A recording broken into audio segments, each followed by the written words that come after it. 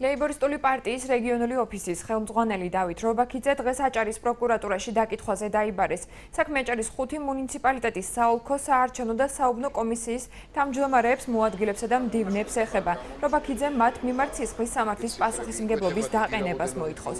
პარტიის აჭარის ორგანიზაციის ლიდერი განმარტავს, რომ თვითმმართველობის არჩევნები რეგიონში მნიშვნელოვანი დარღვევებით წარიმართა. დავით რობაქიძის განცხადებით, იმ შემთხვევაში, თუ პროკურატურაში მის მიერ წარდგენილ დოკუმენტაციას რეაგირება არ მოყვება, პარტია საჩივრით სტრასბურგის სასამართლოს მიმართავს. ხმების დანაკლისი დაგვიბარეს პროკურატურაში ჩვენების მისაცემა და იმ უთხოვარი მტკიცებულებების წარსადგენად, რომელიც ჩვენ გაგვაჩნია, აქ საუბარია როგორც დოკუმენტალურ მასალაზე, ისე ფოტო და ვიდეო მასალებზე, რომელიც ჩვენ შევძელით და გადავიღეთ. მიუხედავად იმისა, დღეს დაკითხვაზე ვარ დაძახებული, მე დიდი იმედები მაინც არ მაქვს, მაგრამ ეს ყველაფერი მზადდება უახლოეს მომავალში სტრასბურგის სასამართლოში წარსადგენად.